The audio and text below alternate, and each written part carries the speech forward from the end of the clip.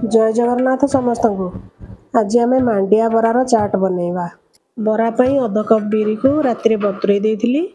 बिरी को ग्राइंडिंग करके से गोटे कप मांडिया चूना, स्वाद अनुसार लुण और 1/4 चामच खाइबा सोडा मिसेकी 5 मिनट भल कि फेंटी देली। एबे ताकू घंटाए घोड़े रखीदबा। घंटाए पर बढ़िया होकर आमर फुली जाइए। एबे से किसी कटा पियाज, भेरसुंगा पत्र और कंचा लंका मिसेकी बरा छाणीबा। मुझे तेल को अवॉइड करने अपम पैन में बनईदेली। कम तेल जो अपम हेल्दी रहिबो, किंतु टेस्ट बरा भलिया सामान लगुच। एबे देखंतु अपम केते बढ़िया है कि बाहरी जाउची। दुई पट हो गला पर ताकू गोटे प्लेट को काढ़ीदबा। एबे आकु आमे तरकारी किंबा चटनी संगे खाई परिबा। मु किंतु ताकू बरा चाट करी बोली सब बरा को गोटे प्लेट रे भांगी कि नै गली। एबे सेतरे किछि घुगुनी पकेई दबा।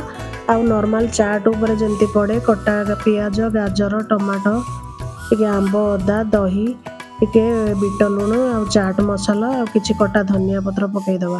पर टिके छणा सेव पकेईदबा। एबे हेगला हमर मांडिया बरार चाट। तेल मसला जेहेतु नाही देह पई तो बहुत भल। आपण निश्चय घरे बनैकी खांतु। वीडियो जदि भल लागिथिबा निश्चय गोटे लाइक करिवे, चैनल को सब्सक्राइब करिवे। आपण समय दे वीडियो देखले बहुत बहुत धन्यवाद।